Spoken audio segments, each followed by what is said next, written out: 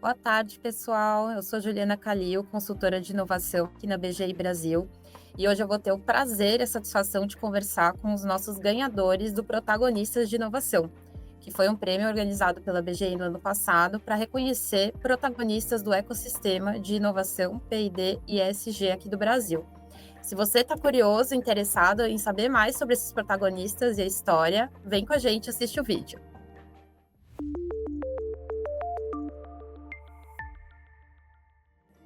Então, queria dar as boas-vindas, né? Agradecer pelo tempo e disponibilidade de vocês, parabenizar pela conquista, né? Que foi um reconhecimento muito importante, né? Foi nosso primeiro ano, inclusive a gente quer continuar com esse reconhecimento para os próximos anos. E aí eu queria começar com a apresentação de vocês, né? Se vocês pudessem comentar um pouquinho quem são vocês, em qual organização hoje vocês estão atuando e o papel de vocês nela. A gente pode ir começando em ordem alfabética. Então, Elisa, fica à vontade, a palavra está com você. Boa tarde, pessoal. É um prazer estar aqui, né? Uma grande honra receber esse prêmio aí, primeira edição, né? E já fazer parte desse time aqui de peso, né? Parabenizar vocês aí também por esse, né? Por esse reconhecimento, por esse prêmio. Eu acho que isso é muito importante, né? Para a carreira, né? Que estamos trilhando aí no mercado e também para colocar aí a nossa atuação, né? De forma mais evidente. Então, é muito bacana isso. Hoje eu estou como gerente de sustentabilidade do Grupo Sada. É um grupo que tem 9 segmentos de mercado, 30 empresas em 50 cidades no Brasil, em 4 países, e somos mais de 8.800 colaboradores. E o nosso principal negócio é transporte e logística, e a área de ESG dentro do Grupo Sada, trazemos para o português ASG, para conectar com o nosso público interno, né, que é a melhor forma da gente entender quem é o nosso público para saber comunicar. Então, a área de sustentabilidade abraçou a agenda ASG, e a gente sabe que o ASG hoje é uma bússola, né, que está levando as empresas aí para alcançar a sustentabilidade. E é certo de que a conexão desses pilares do ASG e a inovação vai trazer grandes benefícios aí, vai colocar as empresas em outros patamares mesmo, né, para poder valorizar mais a questão da sustentabilidade e de responsabilidade social. A minha atuação aqui dentro do Grupo Sada é de fomentar as práticas do ASG dentro das áreas das empresas do grupo no Brasil todo, de forma corporativa, e cada área poder entender, né, o que se faz e colocar essas práticas diariamente, né, na mesa aí de todos, né, os diretores, coordenadores, gerentes, e até chegar em todos os níveis da empresa. A gente sabe que são práticas que estão no nosso dia a dia, então essa área vem com o intuito de ser uma conexão, de letrar as pessoas e para as pessoas entenderem que muitas vezes o que elas já praticam tem a ver com a ESG, mas que também quais são as melhorias, inovações que elas podem trazer ali para cada um, né, no dia a dia.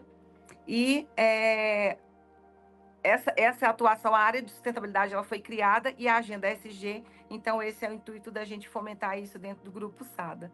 E a gente sabe, né, que nas questões ambientais tem muitas soluções eficientes, setorial, corporativa, que a gente pode pensar na redução da emissão do carbono, de práticas de reciclagem, no social, fortalecer as relações internas e também nas comunidades do entorno, na governança e trazer políticas robustas, né, transparência, ética, e trazer mais valor aí para as partes interessadas da empresa. Então, essa é a nossa atuação aqui, a minha atuação aqui dentro do Grupo Sada atualmente.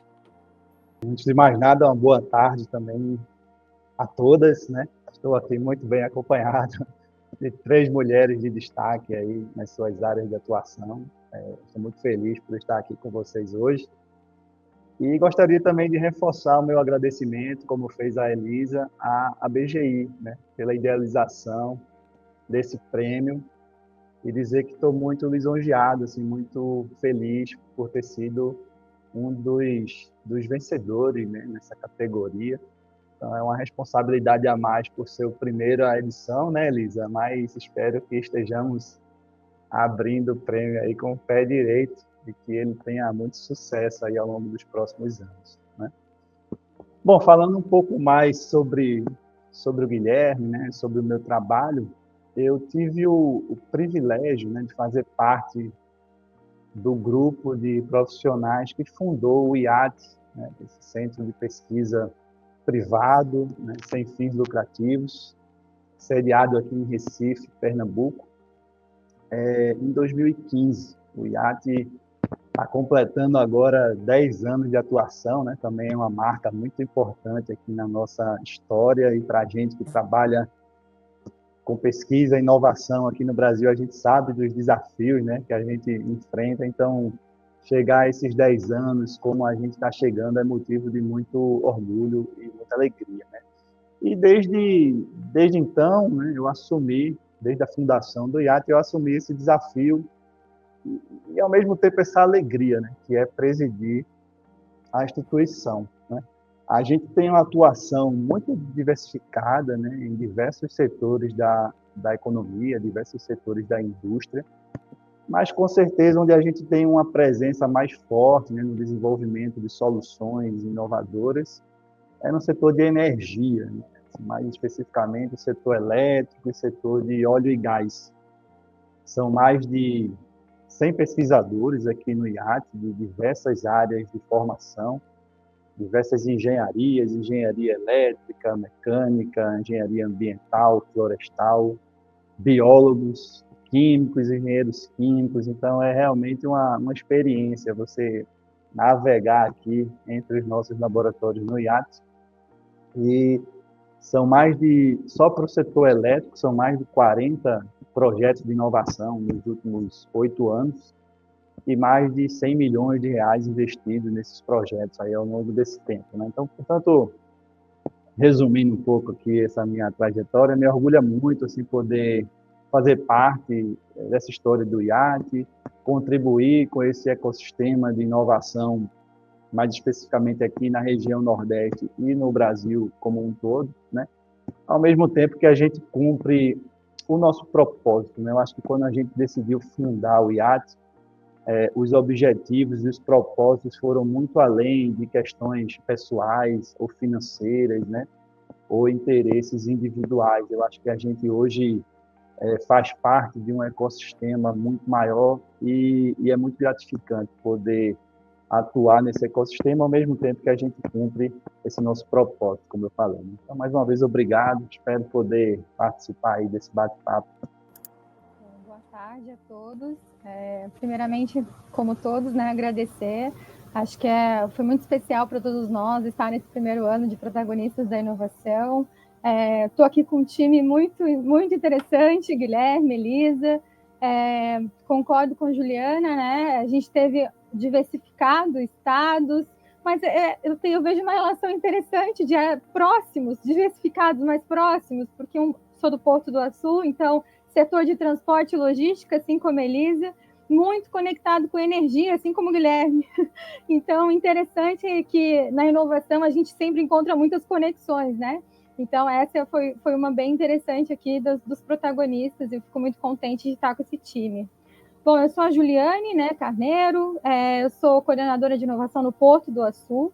Então, para quem não conhece, né, o Porto do Açu é um porto privado no norte fluminense, então ele fica localizado ali em São João da Barra, próximo a Campo dos Goytacazes, entre o estado do Rio de Janeiro e Espírito Santo. Eu faço toda a coordenação do nosso coletivo de ações de inovação e sustentabilidade, então, o que a gente chama carinhosamente de CAIS, o CAIS Açu Lab do Porto do Açu. Ele é um ecossistema de pesquisa, desenvolvimento e inovação, e a gente atua em projetos de inovação aberta, sempre aliados estratégia com cultura, mas também com pesquisa e desenvolvimento. Então, olhando efetivamente para todas as vertentes da inovação. O CAIS, ele atua principalmente em 4 pilares, então a gente atua desde transição energética, então o Porto do Açu cada vez mais se posiciona como Porto da Transição Energética, então em iniciativas para esse pilar, assim como transformação digital, e aí com iniciativas de internet das coisas, inteligência artificial. melhoria de processos. Então, o nosso setor, né, Elisa, transporte e logística, ele tem muita oportunidade para a gente melhorar os nossos processos. Então, a gente coloca esse pilar dentro do nosso ecossistema, olhando para a inovação, e também novos negócios. Então, a gente sabe que esses ecossistemas de inovação, eles facilitam e integram também, por que não, negócios, né? Então, a gente também tem esse pilar. E, enfim, o Porto do Açu é um porto completamente privado e a gente olha cada vez mais, desde as nossas iniciativas aos nossos processos, com a inovação. Então, a gente tem uma vertente muito inovadora, seja por ser o único porto completamente privado, porto indústria privado do Brasil. Então, ele já nasceu com um modelo muito inovador. Acho que era isso que eu queria falar nesse início, e para mim é muita felicidade estar com vocês e com esse time, e a gente agradece, e conversar esse bate-papo hoje à tarde, falar um pouco melhor sobre essas iniciativas, essas conexões, vai ser de grande valia. Obrigada. Obrigada, Juliane. Olha, eu adoro esses pontos, assim, realmente a gente tem bastante diversidade e muita sinergia, né, quando a gente vê as temáticas, né, e essa questão de inovação. E a gente que trabalha em inovação, né, quando junta assim, já vai sair com um projeto daqui, gente. Quem sabe, né? Uma conexão, um hub, um projeto para submeter. Além da questão do reconhecimento, a gente não desliga, né, o pessoal de inovação. Então, quem sabe não surge um projeto nosso aqui em conjunto também. Agora, a gente queria conversar com vocês um pouquinho sobre algumas questões ali mais relacionadas, né, com a categoria em que vocês foram vencedores. Queria voltar agora com a Elisa, né, que foi a nossa vencedora da categoria de ESG. ESG é um tema super relevante, né, e presente cada vez mais, né, a gente vê aí uma movimentação, regulamentações, né, as empresas se movimentando, né, nesse sentido da jornada de ESG, mas, né, até estudando um pouco ali sobre a Elisa, ela foi reconhecida, né, ano passado como a nossa vencedora da categoria de ESG, mas foi uma construção ali de muitos anos, né, então Elisa estava trabalhando em ESG até quando ESG nem tinha o nome de ESG, provavelmente, né? Verdade. Quando tudo era mato ali, Elisa já estava trabalhando em sustentabilidade. E aí, Elisa, eu queria te perguntar, então, o que te atraiu nessa questão do tema de ESG, né? Vejo que é uma paixão antiga sua, né? Então, eu queria saber um pouquinho o que te atraiu para a questão de ESG e, na sua opinião, né, qual que é a importância das organizações, e aí, como um todo, né, não só empresas, mas todas as organizações terem esse alinhamento, né, com os pilares de ESG. Maravilha. É engraçado que ano passado, né, a gente foi convidado para um painel de inovação num evento, e aí a comunicação me chamou e falou: olha, vamos falar sobre inovação e queremos falar da sua área. Eu falei: gente, mas inovação, como assim, né? Porque a gente já linka com uma tecnologia, um novo processo, algo inédito, e aí trazendo grandes discussões, né? A gente, com certeza, né, é uma conclusão que é óbvia, que não há inovação sem pessoas, né? Então a gente precisa olhar para as pessoas, né? A gente, para qualquer tipo de mudança acontecer, de algo novo acontecer, precisa de ter pessoas ali. Então, em 2019, eu assumi a área de responsabilidade social, porque o social na organização ela já é fruto de mais de 40 anos, que isso é um social que corre na veia dos fundadores. Então, eles faziam muitas ações ao longo dos anos com as comunidades, com as pessoas internas, mas isso não era divulgado, não era estruturado. E em 2019, a gente criou a área de responsabilidade social dentro do grupo para fomentar, né, todos esses aportes, o potencial de aportes que a gente tinha com leis de incentivo, projetos até com verba direta que a gente apoiava. E atualmente a gente já tinha uma creche que atende mais de 316 crianças no entorno aqui da nossa matriz em Betim. Então a gente criou essa área de responsabilidade social para estruturar de forma melhor e gerar mais impacto com os nossos investimentos sociais. Foi aí que eu me apaixonei pela área. Eu já trabalhava no grupo, eu era secretária da diretoria, fui convidada para assumir essa área, alinhei valores pessoais, que a gente já fazia ações, né, pessoais, alinhei aos valores profissionais, foi um casamento perfeito, apaixonei pela área e fui fazer ali pós-graduação em gestão de terceiro setor, por causa, né, da fundação que a gente tem aqui, e depois também eu comecei a pesquisar muito sobre ISG, por causa, depois da pandemia, esse tema ficou muito aquecido, então eu já trabalhava com as ações de responsabilidade social, um voluntariado corporativo super intenso que nós temos. Hoje são mais de 250 embaixadores do bem que são nossos colaboradores que representam a área de responsabilidade social em todas as empresas do grupo. A gente faz mais de 10 ações no ano e são fomentadas pela minha área, e elas acontecem simultaneamente em todas as empresas, o engajamento é altíssimo. E aí, com o aquecimento, né, dessas discussões do ASG, do ISD, enfim, eu fiz uma pós-graduação em ESG e inovação. Era muito, vai fazer 3 anos, então estava muito recente, assim, todo mundo falando, mas eu me preparei e fui convidada para assumir a área de sustentabilidade do grupo quando a gente migrou para essa área. Então, me apaixonei pelo tema, já casou com aquilo que eu já fazia, e a gente sabe que as organizações hoje precisam estar alinhadas com essas práticas do ISG. A gente sabe da reputação e da imagem que as empresas buscam atualmente, né? A gente sabe que essas práticas que conduzem essas empresas para garantir uma boa reputação, a redução de riscos, quando a gente entende quais são os pilares, a gente acaba tendo a certeza de que a gente faz muita coisa, mas a gente pode melhorar essas práticas que a empresa tem ali no dia a dia, de todos os setores dentro da organização. Então, a gente reduz riscos quando você tem uma agenda definida ali nas questões de ASG, a eficiência operacional, né, adotando ali práticas sustentáveis que pode levar a uma eficiência maior, reduzir custos, e custos até com energia, com as questões hídricas, resíduos, atração e retenção de talentos. A gente sabe que hoje o mercado, né, as pessoas estão mais antenadas, mais preocupadas com o futuro, as pessoas querem trabalhar com propósito, então ter essas práticas transparentes dentro da organização, ela tem atraído e retido muitos talentos. Acesso a capital, porque as empresas de capital aberto, né, têm obrigatoriamente que seguir algumas regras, mas as empresas que não são, trazendo também para essa prática, ela se torna mais competitiva no mercado.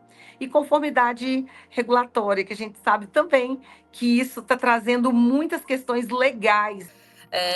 Deu para entender bastante, adorei que você trouxe essa questão, né? Uma visão de benefícios 360 ali de ESG, né? Porque hoje muito se fala na pauta ambiental, né? E às vezes fica um pouco dessa dúvida mesmo, né? De todos os benefícios relacionados, né, à adoção das práticas ESG, né? Então, obviamente, a questão ambiental é muito importante, mas todas as outras questões, né, quando a gente fala de governança, do social e todos os benefícios, né, vamos dizer, mais indiretos, né, que a adoção dessas práticas trazem, acabam beneficiando, né, as empresas e instituições de maneira geral.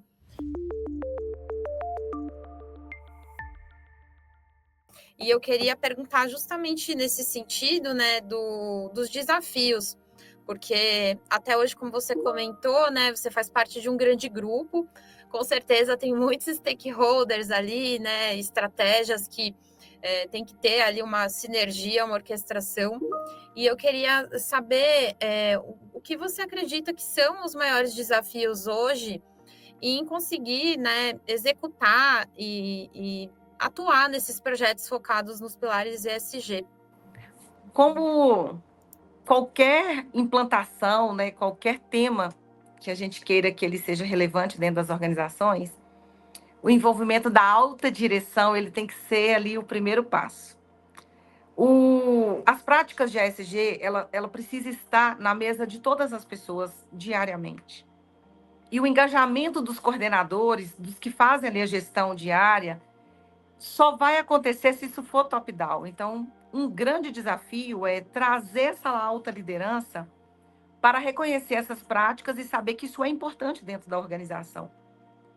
E isso é crucial para que essa agenda seja um sucesso dentro da organização.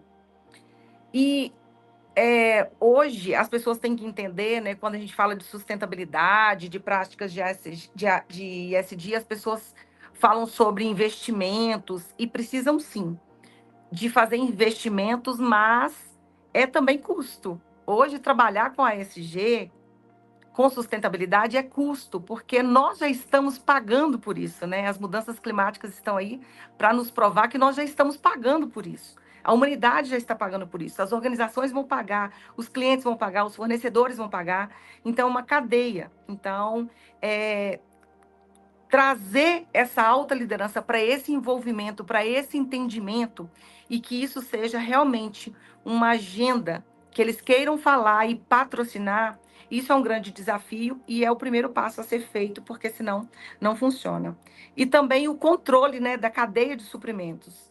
Nós, como organização, os nossos clientes já estão começando a nos cobrar práticas de ASG. E automaticamente nós vamos ter que repassar isso para os nossos fornecedores. Então, é uma cadeia que gira, todos pensando aí num bem-estar social e também ambiental. Então, essa cadeia de suprimentos aí, ela é muito importante, mas é um grande desafio para a gente também. E a cultura organizacional, que é importante mudar essa cultura, para as pessoas entenderem o que é, atuarem em cima desses pilares, mas com sabedoria, entendendo o que estão fazendo e trazendo grandes ideias de pequenas coisas, talvez. E essas organizações, elas precisam entender que é necessário fazer, é necessário reportar, mas que tem que tomar muito cuidado com o greenwashing também, porque tem muita empresa falando o que faz, mostrando, mas quando você vai ver realmente não tem resultados, não tem impacto, não é verdadeiro, não é genuíno. Então, a gente precisa fazer, é importante, né? A empresa que entender que é necessário trazer essas pautas, trazer essa agenda, ela vai realmente ser reconhecida no mercado, traz muito valor, mas ter esse cuidado também de fazer de forma genuína e de forma que realmente queira impactar positivamente as comunidades, o meio ambiente, as pessoas que trabalham nela, para que ela seja uma empresa perene e que tenha uma boa reputação no mercado e tenha aí longevidade. Muito obrigada, Elisa, pelos seus depoimentos. Como eu comentei, né, o tema de ESG vem ganhando muita força e relevância nos últimos anos, e acho que cada vez mais isso vai ficar mais presente, né?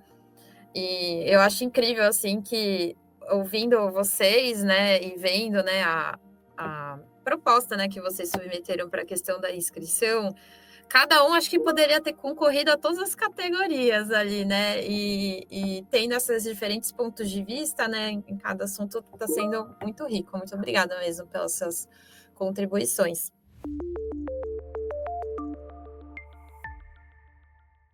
Mas agora eu queria passar a palavra para o Guilherme. Foi o nosso ganhador ali da categoria de pesquisa, desenvolvimento e inovação. Até a Elisa acho que trouxe um pouquinho disso no começo, né? Quando a gente fala de inovação, sempre fica assim, nossa, será que é inovação mesmo, né? O que eu estou fazendo? O que eu trabalho é inovação ou não, né? E você ali, né? Quando a gente olha o seu currículo, contribuição, tem uma vasta, né, experiência. O Instituto, né, o IAT faz tanta questão, né, de depositar patentes, tem publicação científica, tem bolsa de pesquisa, diferentes projetos ali, né, na área de energia. E aí a gente quer saber, então, Guilherme, que projetos foram esses, né? Se você puder comentar um pouquinho em termos de pesquisa, desenvolvimento e inovação, que tipo de projeto você, né, e o IAT apoiaram no último ano? Claro, Juliana. De fato, é uma caminhada já de quase 20 anos, né? Eu acho que eu já estou aí trabalhando com a temática há 20 anos, a gente ainda escuta muitas dúvidas ou incertezas, né?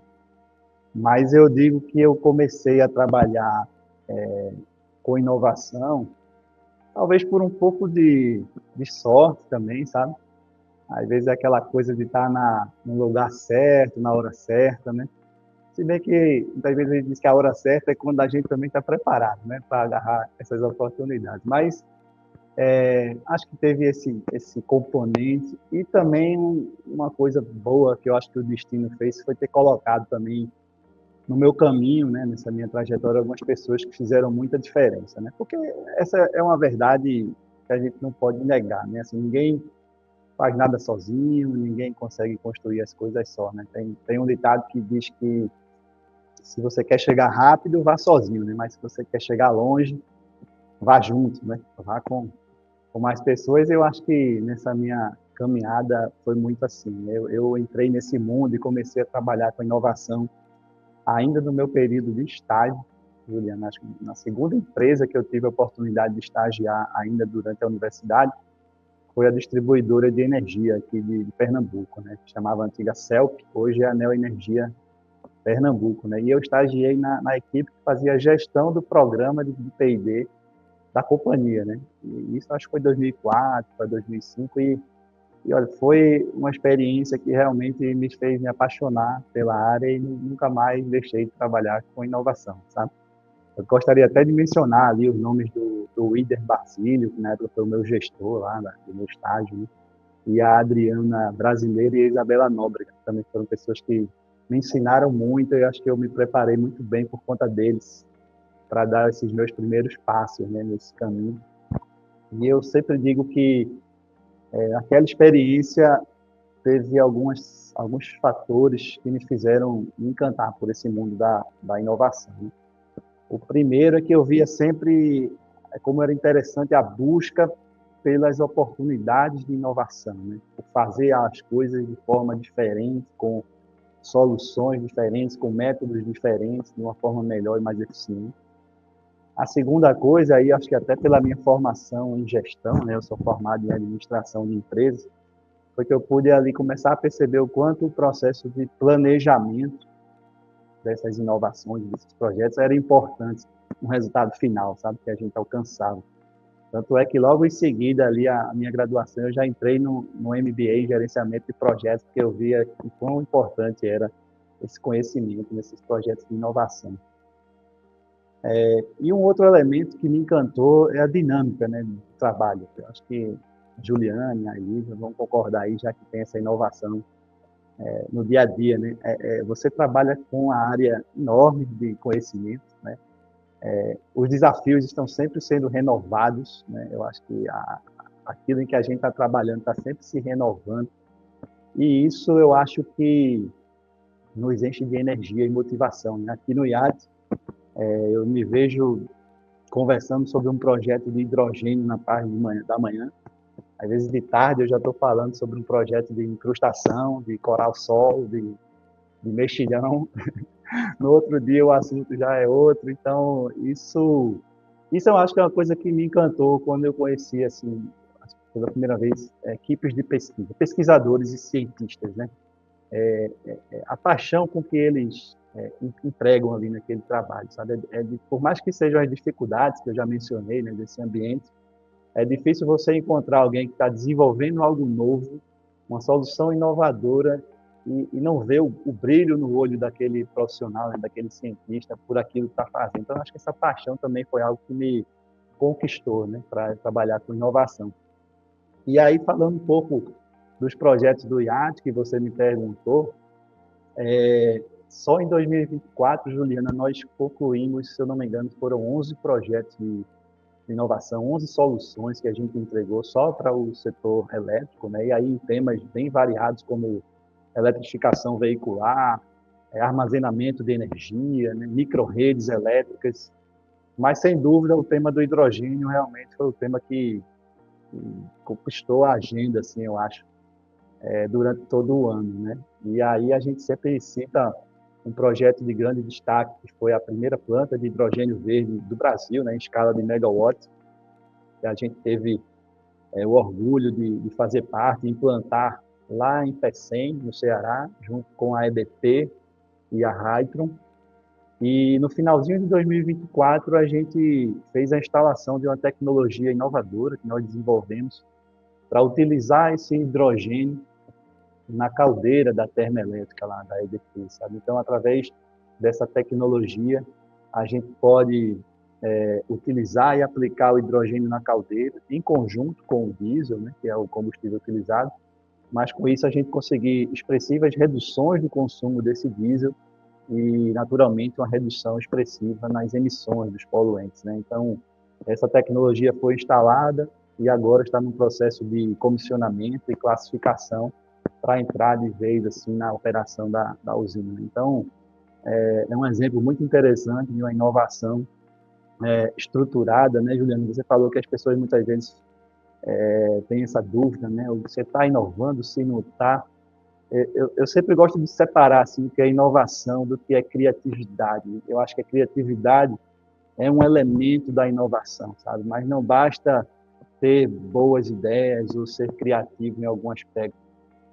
Para você, de fato, inovar, pelo menos nesse ambiente complexo, né, em que a gente navega, é preciso a criatividade, as boas ideias, mas é preciso uma série de outros fatores, né, como método, como planejamento, como qualificação, né, e, sem dúvida nenhuma, a base de tudo é o conhecimento, né. Eu acho que tem uma frase que diz que inovação é transformar conhecimento em produto, né, em solução que beneficia as empresas, as pessoas e a sociedade. Então, é importante garantir que todos esses elementos estejam presentes assim nos esforços de inovação das empresas, né? E só para concluir, porque eu não gostaria de me limitar somente a projetos e soluções nossas no setor elétrico, mas gostaria de dar um exemplo bem rápido para vocês e para todo o público, né, que vai nos assistir, de um outro tipo de solução que foi desenvolvida aqui no IAT, que foi uma produção de celulose em laboratório com o uso de bactérias, né? Aí você veja, essa mesma celulose que a gente conhece, essa celulose vegetal que vem da extração da madeira, né?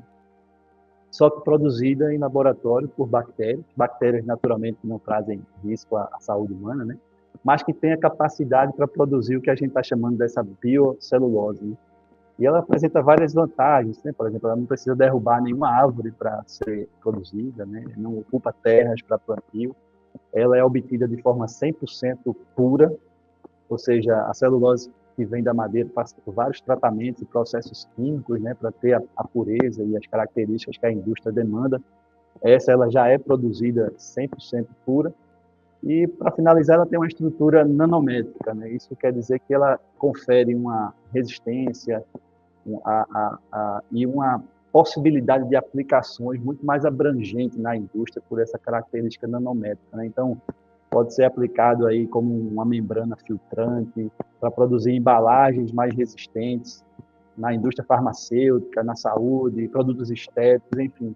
E tudo isso com uma pegada de sustentabilidade e inovação assim incrível, né? Então, esse é mais um exemplo assim de um projeto e de uma solução inovadora que a gente está inserindo, quem sabe aí muito em breve no mercado, fruto desses investimentos e de todos esses elementos que eu comentei, né? Não é só a ideia, não é só a criatividade e o investimento, mas é o método, é o planejamento e principalmente o conhecimento, né? Que transforma essas boas ideias em produtos e soluções para o mercado.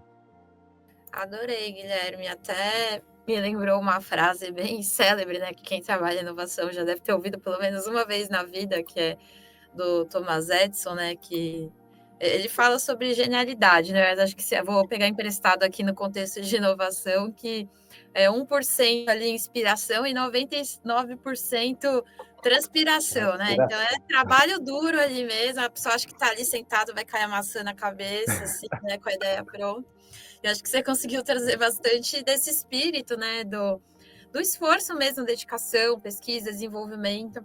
Um ponto bem legal que você trouxe também na questão das parcerias, né? Então, acho que cada vez mais a questão de parceiros ali, seja para pesquisa e desenvolvimento mesmo, ou arranjos em rede, né? Ou ter um parceiro ali que vai te apoiar, né? Na questão de funding ou algo nesse sentido. Acho que cada vez mais a gente vai estar nesse cenário, né? Da importância das parcerias.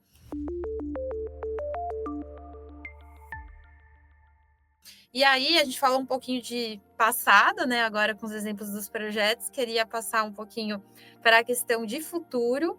E como você vê, Guilherme, o papel, né, dessa questão de inovação, né, pesquisa e desenvolvimento na construção de futuro, né? Porque hoje a gente vive, né, um período ali muito dinâmico, né, de constantes mudanças, como você trouxe, né, tecnologia cada vez mais rápido vem se modificando, né? E como que você vê essa questão da inovação, né, para contribuição, acho que até decidindo mesmo, né, o futuro das empresas? Olha, Juliana, muito interessante essa sua pergunta e cabem várias reflexões, né? Embora eu vou tentar me ater a algumas delas, né? Assim, quão importante é a inovação para o futuro das empresas, né? E eu acho que essa reflexão merece a gente ir um pouco além daqueles clássicos exemplos também, como você já mencionou aí, de quem trabalha em inovação, que são exemplos de empresas como a Kodak, a Xerox, ali no final dos anos 90, 2000, né?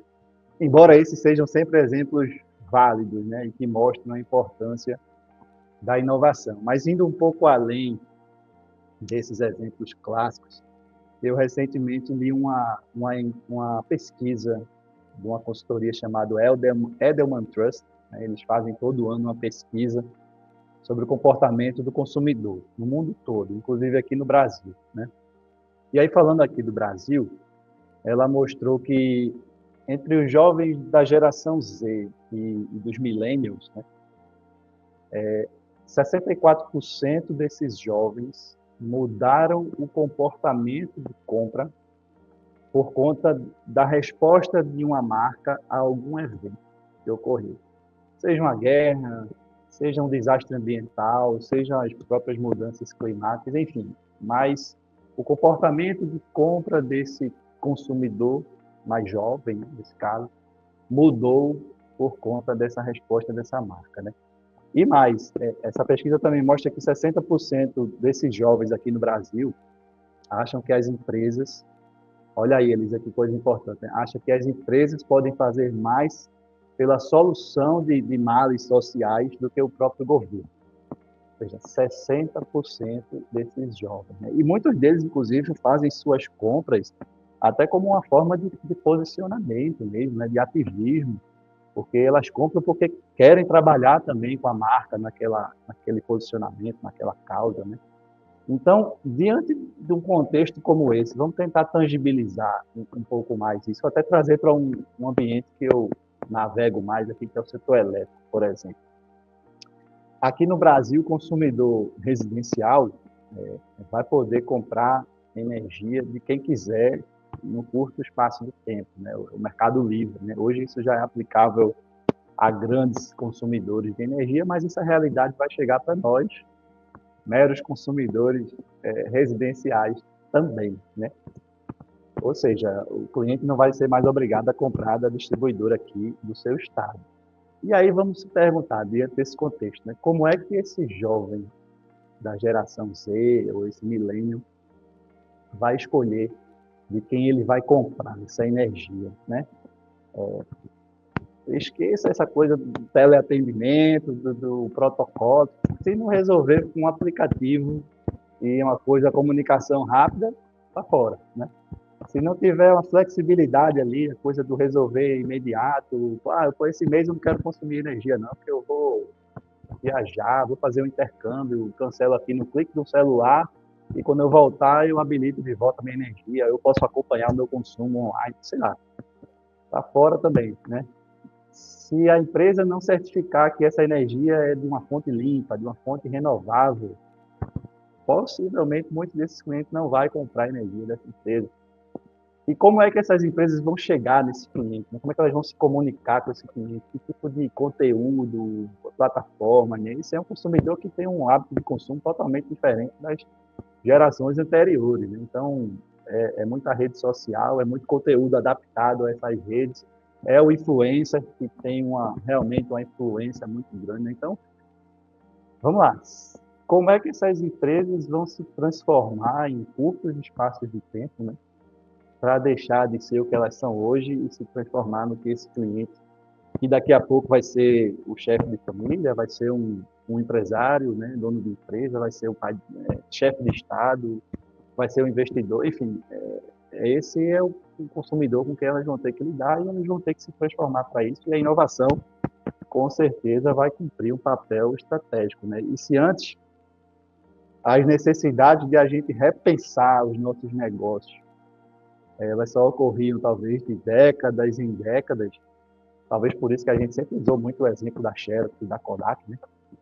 Hoje, vamos pensar aí na inteligência artificial, o que ela não vai gerar de necessidade de repensar negócios e funções e produtos e atividades dentro das empresas, e isso muito mais rápido, né? Então, essa virada realmente, essa inovação vai ter que estar no centro, né, no cerne da estratégia das empresas que quiserem, de fato, se tornar perene, né, como a Elisa comentou na resposta anterior, né? A gente parar para pensar por que a Macy's, uma grande rede, né, varejista aí, mundial, está fechando mais de 150 lojas nos Estados Unidos ali, até o ano que vem, né? Será que esse novo modelo e, né, forma de comprar no Amazon, nessas plataformas chinesas, de alguma forma está impactando? Às vezes o discurso não é que é por conta disso, né? Mas na prática, vamos ser realistas, certamente tem um impacto, e essas empresas em todos os segmentos, eu citei aqui o setor elétrico, citei o setor de varejo, elas vão ter que, de alguma forma, inovar e chegar a esse cliente de uma forma diferente, né, para oferecer os produtos. Então, eu sei que são vários fatores, né, Juliano? Sua pergunta realmente nos traz várias reflexões, mas eu quis puxar, talvez, por isso, né, pelo comportamento do consumidor e como as empresas vão precisar responder a isso e responder de forma cada vez mais rápida, né, pelas tecnologias que estão surgindo. Não, muito obrigada, Guilherme. É que eu sei que eu estou diante aqui de muitas pessoas especialistas aí, referências no tema, então não trouxe perguntas fáceis para vocês, mas Guilherme trouxe aí uma resposta, uma reflexão super interessante, né? Gostei bastante do ponto que você trouxe, né, da questão de inovação. Acho que até a Elisa comentou um pouco disso, né? Quando a gente fala de inovação, às vezes o pessoal fica muito a tecnologia, né? A ferramenta. E hoje a gente vive essa inovação de maneira transversal, né? Então, quando você traz ali a questão de consumidor, de canal, hoje a gente não pode inovar só na questão tecnológica, a gente tem ali, né, muitos desafios e oportunidades e questões ainda a serem desvendadas, descobertas ali da parte científica, mas acho que todo mundo que trabalha, né, na área de inovação hoje tem esse desafio, né, de olhar para além da questão tecnológica, né, como você trouxe. Exatamente. Muito legal.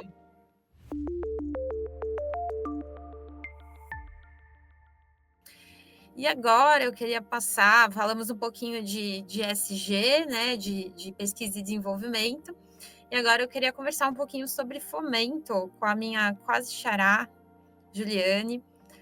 Foi nossa ganhadora da categoria de fomento e incentivos fiscais. E eu queria te perguntar, Juliane, quais que, quando a gente fala de fomento, né, acho que até o Guilherme trouxe um pouco disso na questão de parcerias, como que foi essa questão, né, das parcerias para você no ano passado, né? Quem que foram esses atores, parceiros que conseguiram se conectar aí com você, você que conectou com eles? Como que funcionou essa dinâmica no ano passado? Bom, eu acho que para a gente falar de fomento, quero trazer alguns ganchos bem rapidamente, tá, Juliana, se me permitir, tanto da fala da Elisa quanto da fala do Guilherme. Acho que foram discussões tão interessantes, né? E quando a gente fala de... A Elisa falou um pouco sobre pessoas, sobre não efetivamente inovação, tecnologia, e o Guilherme complementou sobre agregar valor, né? Então, assim, cai bem naquele nosso pensamento de inovação e invenção, né? Quando uma invenção vira uma inovação, quando você atrela as pessoas ou a gestão e ainda agregando algum valor, né? Trazendo um valor associado a isso, seja um processo, seja um produto, seja uma nova solução, seja um pensamento diferente, né? Então, acho que é importante destacar isso, porque o fomento, para mim, ou na nossa área portuária, foi uma maneira de fazer diferente. Então, assim, contextualizando um pouco para vocês, até do meu histórico, né, aí profissional, pessoal, eu vim do mundo da pesquisa, então ali tem a familiaridade com o Guilherme nesse sentido, né? Eu sou doutora em engenharia oceânica, mas sempre a minha vigência, né, ou a minha vida acadêmica foi vivenciando projetos de pesquisa, desenvolvimento e inovação. Aí, com o brilho no olhar que o Guilherme destacou, de todo pesquisador que quer fazer algo aplicado, sempre projetos muito aplicados, então sempre com essa relação com a indústria. Então, sempre fiz projetos de consultoria ou projetos aplicados para o setor energia, petróleo, porto, né? E a partir de então, pelo outro lado, pelo lado da pesquisa, do pesquisador, né? Eu conheci muitos fomentos. Acho que isso facilitou essa interação da academia aplicada quando cheguei no mundo corporativo ou no porto, efetivamente na minha função hoje de gestora de inovação, né? Então, quando a gente fala de fomento, e eu faço muito me pedem muito benchmark nesse olhar de fomento, porque não é comum no nosso setor portuário, diferente de outros setores, energia, petróleo, que tem cláusulas específicas, né, reguladas, enfim, para a utilização de valores específicos para pesquisa e desenvolvimento. O Guilherme conhece muito bem, né? O IAT, ele tem, né, usa e tem essa relação com empresas de energia e de petróleo para projetos de pesquisa e desenvolvimento. O setor portuário não tem. Então, todo projeto de pesquisa e desenvolvimento que a gente faça é voluntário, né? A gente chama de voluntário, ou seja, o setor vê valor em investir naquele projeto, mesmo entendendo que por ser um projeto de pesquisa e desenvolvimento, muitas vezes é a médio prazo ou, por que não, a longo prazo. E quando a gente começa a falar no setor portuário sobre que o CAIS, né, como eu falei para vocês, o ecossistema que eu gerencio hoje, ele começou como um programa de inovação, muito pensável. Como é que a gente consegue efetivamente investir em projetos de pesquisa e desenvolvimento ou trazer esse olhar da conversão da pesquisa e desenvolvimento para a inovação, né? A gente diz que cada vez mais o setor tem se movimentado para fazer essa conversão do P&D para o I, ou então para o I andar cada vez mais em conjunto com o P&D, né? E é tão importante que isso aconteça. Foi buscar fomento. Então, assim, naturalmente, antes até de buscar incentivos fiscais, e aí a gente fala de lei do bem, lei de incentivo à cultura, incentivo ao esporte, tem várias possibilidades. Eu estou falando de fomento, editais de fomento. E aí a minha experiência na academia aplicada foi extremamente valiosa, porque a indústria pode ter acesso a editais de fomento, não efetivamente para a indústria receber, ou o porto receber, ou as empresas receberem esse fomento, mas para os projetos receberem esse fomento. E aí, dessa forma, a gente consegue viabilizar projetos de pesquisa e desenvolvimento para quem não detém cláusulas específicas e além dos incentivos fiscais. Então, citando exemplos práticos, e aí, aí a resposta é diretamente a sua pergunta. Como que a gente consegue fazer isso, né? Criando redes. Então, redes de pesquisa, desenvolvimento e inovação. Então, quando a gente começou com o CAIS, e ele cada vez mais se foi transformando de um programa de inovação, olhando para dentro da companhia, muito mais do que entender dores e desafios específicos das nossas áreas de negócio e tentar resolver por meio da inovação, seja ela aberta, seja ela fechada, seja pela pesquisa e desenvolvimento, a gente entendeu que você criar um ambiente favorável à PDI, né, a pesquisa, desenvolvimento e inovação, você consegue criar redes de pesquisa, desenvolvimento e inovação. E aí eu trago números assim muito expressivos. O CAIS ele vai fazer 2 anos agora em março. E a gente começou com 3 parceiros. Hoje a gente tem 48 parceiros formalizados dentro do CAIS. E quando eu digo formalizados, a gente tem um termo de participação para que a gente consiga estar na mesma rede e ter acesso aos nossos workshops ou os nossos eventos ou a nossa conexão com editais. E nessa rede eu tenho startups, eu tenho institutos de pesquisa e CTs, né? Eu tenho universidades e eu tenho fomento. Então, o fomento virou parceiro, porque para o fomento ele busca bons projetos também, né?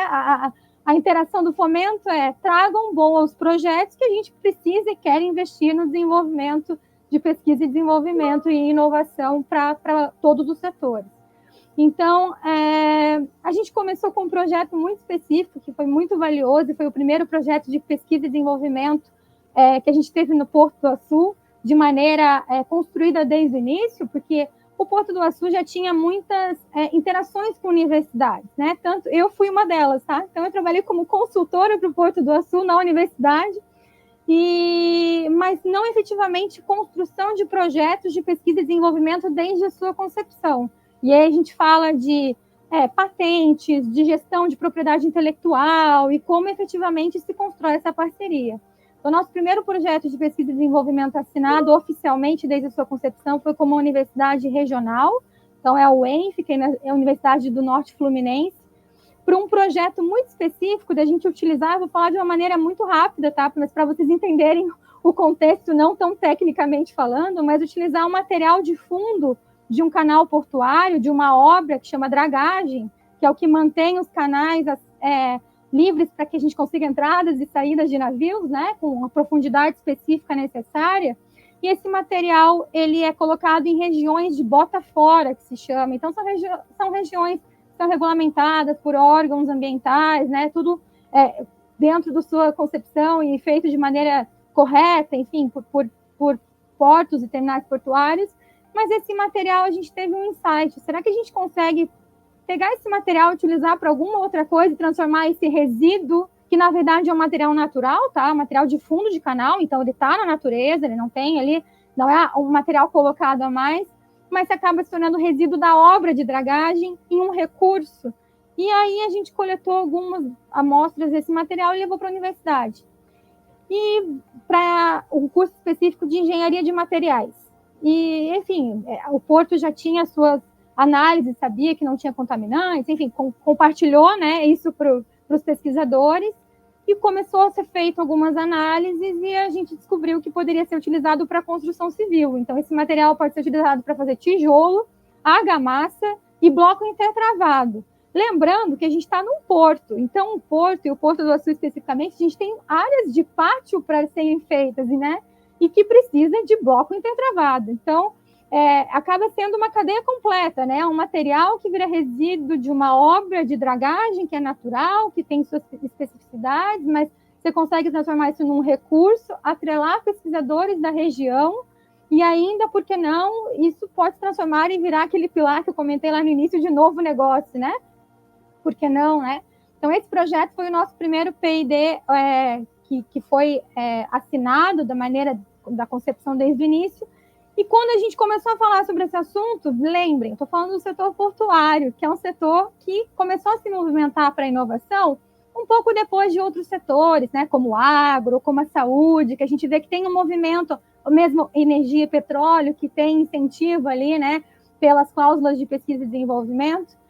Então, vamos mandar para um edital de fomento. E a gente foi contemplado no primeiro edital de fomento que foi enviado, que foi um edital de fomento do CNPq, que é o Conselho Nacional de Pesquisa e Desenvolvimento, do qual era só bolsas, a gente fala só bolsas, né? Eram bolsas de estudo, mas não tinha outras rubricas, né? Não tinha, enfim, material de consumo, material permanente que pudessem atrelar o projeto, e aí o Porto, né, fez esse papel. Mas a gente conseguiu trazer 13 bolsas de pesquisa para a universidade regional do contexto do Porto e para fazer com que a gente conseguisse executar esse projeto. E esse foi o nosso primeiro edital submetido e nosso primeiro edital captado.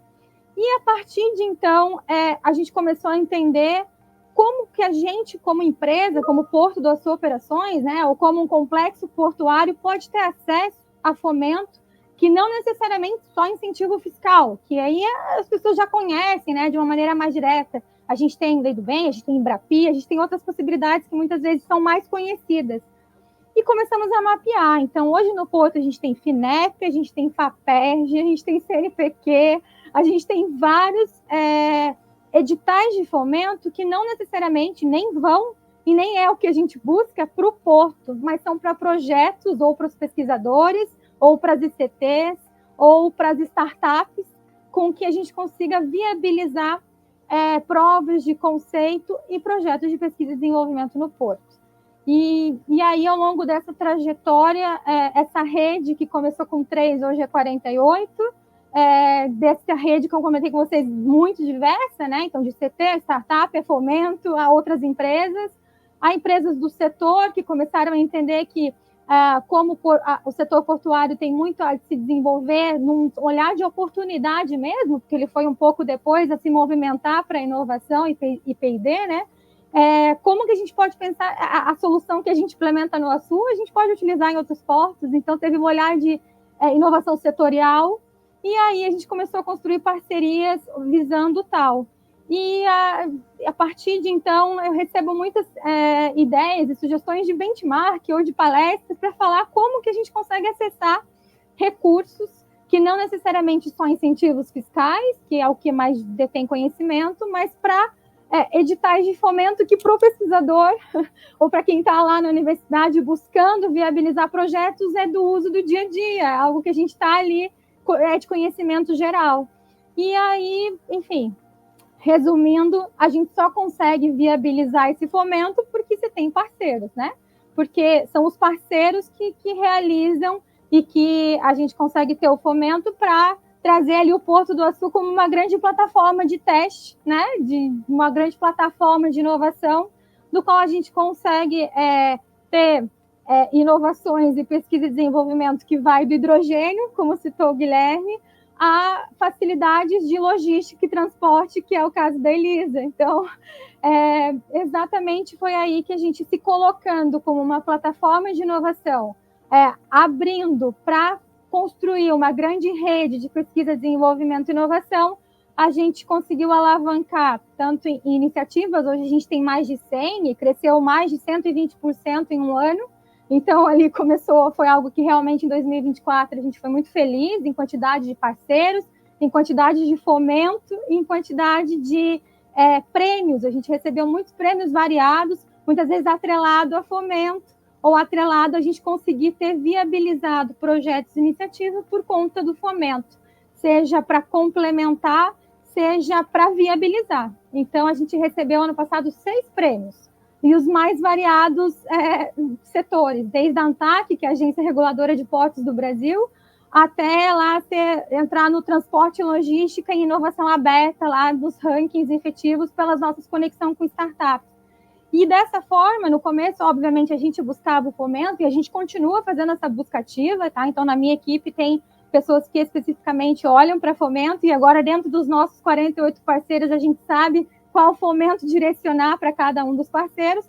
Isso também começou a acontecer na outra via, né? Então, a gente começou a ser procurado por oportunidade. Então, por exemplo, o IAT lá é um ICT que consegue ter acesso a determinado fomento, precisa testar algo no setor portuário.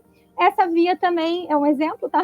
Essa via também começou a chegar até nós. E aí, isso só ampliou, isso só cresceu, isso só fez a gente conseguir ter um ano de 2024 muito interessante e cada vez mais essa rede ou esse programa de inovação virar efetivamente um ecossistema. E aí, numa mesma iniciativa, a gente tem o Porto do Açu, alguma outra empresa, uma startup e o fomento. Então, os projetos, por isso que a gente hoje se coloca como um ecossistema, né?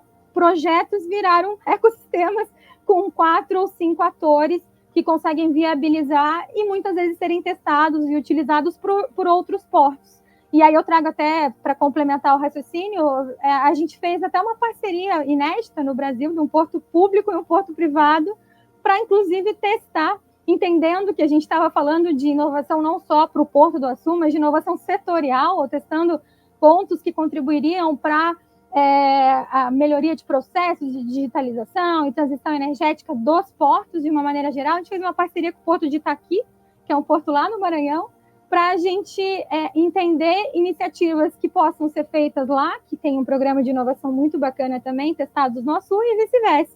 Então, a gente ainda entende, né, o quanto parceiros, rede e conexões ampliam, né, nosso olhar de inovação e de viabilizar novas iniciativas e novos projetos. Não, muito legal, Juliane.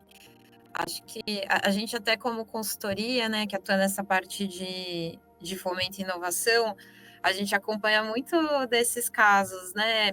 as empresas ali começando com incentivo fiscal, um pouco mais tímida ali, né? Até às vezes nem sabendo que pode utilizar, né, de alguns incentivos fiscais, aí ganhando um pouco de maturidade, começando a querer explorar, né, outros recursos ali para fomento e realmente começar a criar essa visão de construção de futuro mesmo, né, de estratégia de inovação. E aí, acho muito interessante, né, os pontos que você trouxe, porque hoje, né, você, né, o Porto de Açu está no nível de maturidade super elevado, né, e trouxe aí exemplos e cases bem inspiradores, né, acho que para todo mundo que talvez não conheça tanto de fomento, né, incentivos fiscais, entender um pouquinho melhor dessa trajetória.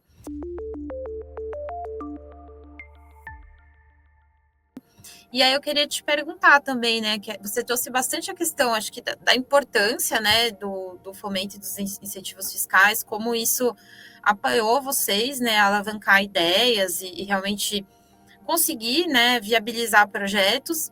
Mas o que você vê, assim, acho que para além do recurso mesmo, né, financeiro ali de apoiar um projeto, que tipo de contribuições ou impactos você vê essa questão, né, do uso do fomento?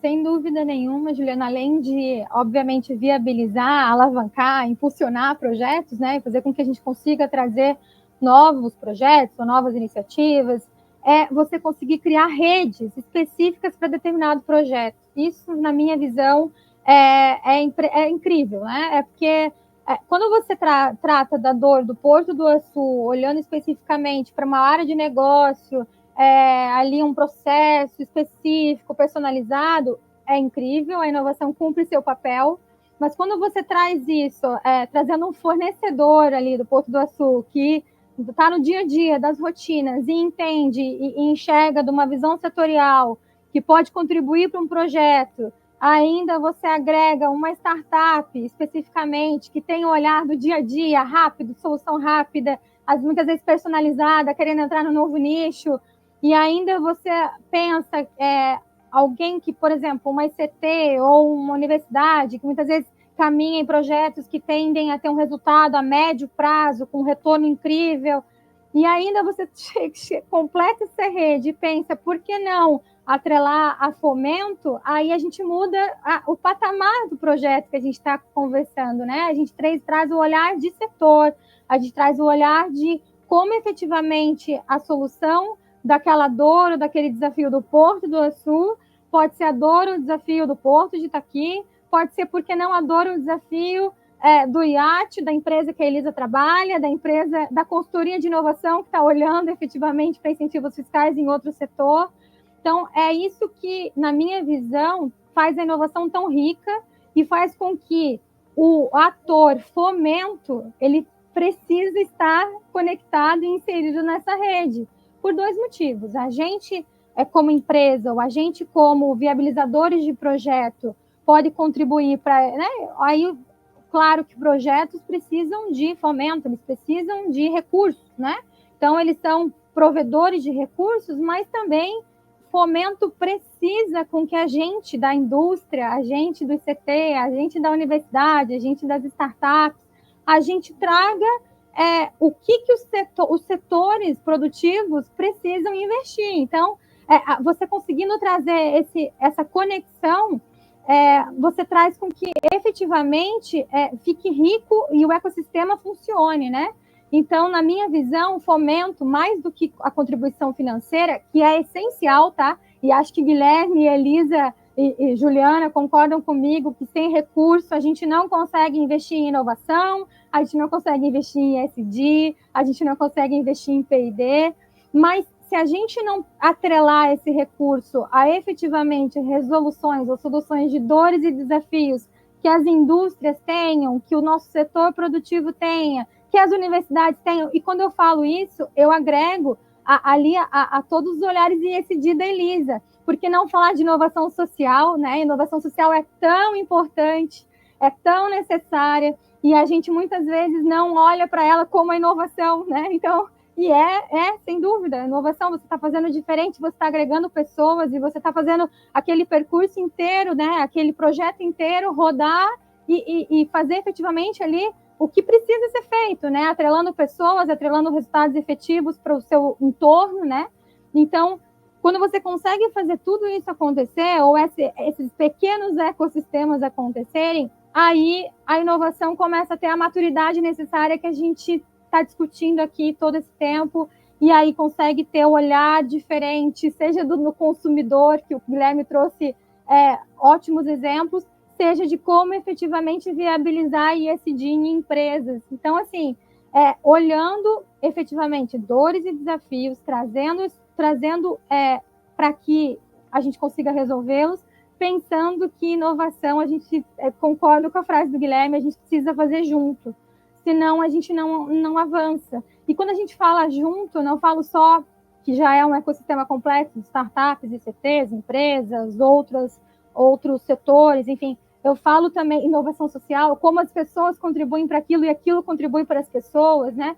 Mas eu falo também e como efetivamente a gente faz aquilo virar algo aplicável, algo do nosso dia a dia, algo fácil, algo, né, que não demore, obviamente, um tempo. Claro que cada projeto ou cada solução tem seu tempo para estar pronta para tal, mas que seja faseando, seja trazendo faseamento para que a gente consiga cada vez mais converter tudo isso em uma inovação prática no nosso dia a dia e atrelando todo esse conhecimento ou todo esse ecossistema de funcionamento, né? Então, acho que é isso que, sem dúvida nenhuma, na minha visão, é isso. Assim, é atrelar, então, resumindo muito, muito rapidamente, atrelar pessoas, o social, o ESG, a prática, soluções práticas e diretas do nosso dia a dia e como efetivamente isso contribui para que a gente consiga avançar, seja no curto, no médio e no longo prazo. E o que dita isso é efetivamente o faseamento, como a gente entrega isso para que os setores produtivos consigam avançar. E quando eu falo produtivos, todo esse ecossistema é produtivo. Então, é só para deixar isso muito claro e todo ele precisa estar engajado.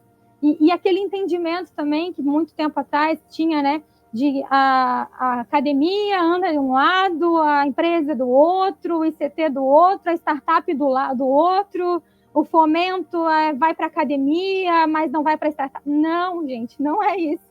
Quando a gente entende que pesquisa, desenvolvimento e inovação é algo aplicado e que ecossistemas funcionam melhor trabalhando juntos, a gente consegue fazer com que projetos tenham academia, startups, fomento, empresas, visando a solução de um problema, uma dor, do desafio do dia a dia, pensando de uma maneira diferente, muitas vezes. E é isso que é o rico da inovação, é quando você consegue atrelar, né, cultura, né, todo mundo com um pensamento inovador, estratégia, então como que a gente consegue conectar tudo isso a um resultado. Então, basicamente, eu acho que a minha visão de ecossistemas ou avanço ou trazer fomento é essa, né? É um ecossistema evolutivo, né? É como a gente consegue fazer com que todos esses atores caminhem juntos em propósito.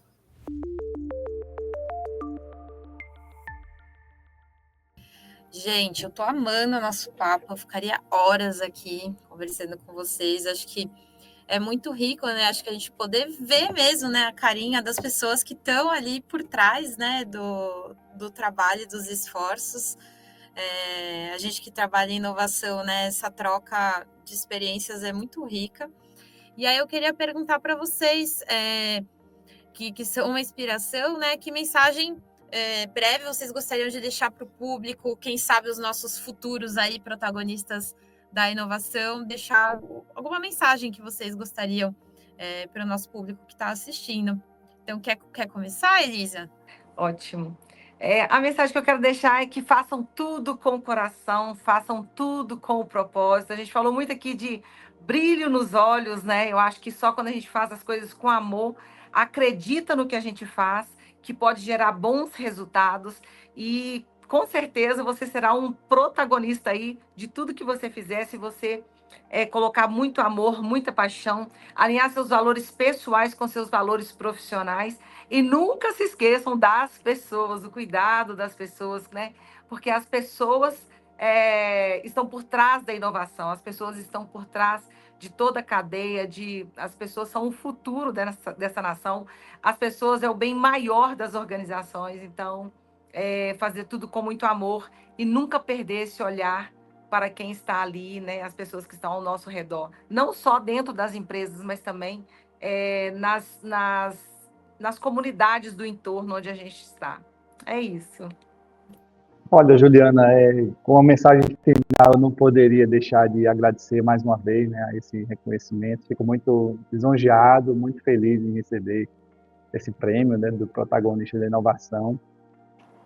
Eu acho, como eu falei, né, renova nossas energias. Eu acho que a gente sente que está indo no caminho certo, né? Acredito que a Elisa e Juliana tenham tido esse mesmo sentimento de saber que o nosso trabalho, de alguma forma, está impactando positivamente, né, gerando frutos e sendo visto de alguma forma, né? E eu acho que essa visibilidade, Juliana, que é muito importante, sabe? Por isso que eu agradeço tanto à BGI por esse prêmio, porque sem dar visibilidade ao que é inovação, ao que se pode ser feito com esses recursos de fomento, a gente não fortalece o que a gente faz, né? Eu vou até contar uma historinha breve aqui. Alguns anos atrás, na formatura de ABC da minha filha, veja só, cada aluno pegava uma lousa e escrevia lá a profissão que queria exercer para tirar aquela foto, né, do ABC. E olha, você já pode imaginar, tinha de tudo, né? Das profissões mais tradicionais, o médico, o advogado, o engenheiro, há outras coisas que a gente sabe que vem por aí, né? Tinha youtuber, tinha influencer, tinha jogador de futebol, como sempre, mas não tinha, infelizmente, ninguém que tenha escrito lá cientista ou pesquisador, né? E para mim, que trabalho na área, eu fico pensando, poxa, eu acho que talvez eles nem saibam, lógico, ainda como criança, né? Isso é uma coisa simbólica, mas se isso não for sequer um objetivo, né, ou uma esperança, talvez eles nem saibam o que isso significa, né, ser cientista no nosso país. Então, acho que a gente precisa reforçar essa nossa cultura. E eu acho que o nosso trabalho, e eu incluo a BGI também nisso, Juliana, é muito importante. Prêmios como esse fazem com que essa profissão, né, essa atividade seja reconhecida, seja valorizada. E quanto mais a gente divulgar isso, mais a gente fortalece, né, os órgãos, os centros de pesquisa, os pesquisadores, enfim, todo esse ecossistema. Então, mais uma vez, obrigado e que esse prêmio possa seguir ao longo dos anos, inspirando todos esses nossos jovens futuros protagonistas da inovação aí daqui por diante. Obrigado. Bom, quero fazer as minhas palavras, as palavras da Elisa e do Guilherme, que foram brilhantes nesse fechamento. Então, obviamente, começar agradecendo a BGI, a AMPEI, eu sei que teve uma participação também, né, junto ao prêmio. Sem dúvida, movimentou aqui também internamente, Elisa, alta liderança, mas a equipe. Então, como vocês mesmos colocaram, inovação é feita de pessoas. Então, a equipe, os participantes dos projetos, quem estava com a gente nesse ecossistema também se sentiu representado. E aí a gente fica mais feliz ainda, né, Guilherme, Elisa, de estar representando tantas outras pessoas ali, nas nossas pessoas, mas é um trabalho árduo de muitas frentes, muitas mãos, mas a gente fica muito feliz. E é assim, dizer para protagonistas de inovação continuem com brilho no olhar, continuem olhando pessoas como a Elisa colocou perfeitamente, e continuem acreditando que projetos, pesquisa, desenvolvimento, inovação movimenta, sim, o país, movimenta, sim, novas soluções, e esse dia tão importante, né, precisa tanto a gente trazer esse assunto. Então, eu acho que hoje aqui a gente conseguiu trazer alguns insights de cada um ali com seu olhar, com sua visão, mas trazendo para continuem pensando e estimulando e incentivando protagonistas de inovação a fazerem esse papel. Que acho que eu, Guilherme e Elisa, vamos ficar muito contentes no próximo ano em ver novas carinhas aqui, trazendo novos projetos, novos olhares, novos ecossistemas, novas vertentes, e vamos cada vez mais estar lisonjeados, né, por ter sido os primeiros, mas inspirando novos a trazer. Então, acho que é isso, assim, agradecer, um agradecimento. Estou muito feliz de estar aqui com Elisa, com Guilherme. Muito obrigada à BGI, para a AMPEI, a quem, né, participou desse prêmio, e continuem executando. Sem dúvida nenhuma, a gente vai ver ali novos projetos e novos protagonistas trazendo novas histórias, né? Já estou curiosa para o próximo ano. Muito obrigada, Ju. Gente, queria deixar meu agradecimento também. Estou muito feliz de poder estar aqui nesse momento, compartilhar com vocês, né, essa experiência. como a gente comentou, foi nossa primeira edição aí, já alto nível, um desafio muito grande agora para o próximo. E desejar, né, obviamente, reconhecer todo o esforço, dedicação, sei que são trajetórias ali diferentes, né, e muito ricas, muito vastas, né, de contribuição, mas até por trabalhar em inovação, a gente sabe que o trabalho nunca para, né, então tenho certeza que daqui para frente muito mais coisas, né, relevantes, importantes vão vir, né, muita sorte aí para a gente e energia, né, e força, e acho que para mim o que ficou foi muito essa questão das pessoas e das conexões, e acho que hoje a nossa conversa uma sementinha também, talvez, disso, né, vamos continuar nossas conexões, e agradecer, pessoal, vocês foram maravilhosos, adorei nosso papo, parabéns de novo, e muito sucesso pra gente. Obrigado, Juliana. Obrigado, Elisa, Juliane. Tá aqui, inclusive, o agradecimento à placa que a gente ganhou, né, Juliane, Elisa, obrigado. A minha tá aqui também, ó. Olha, não podia deixar de registrar, né?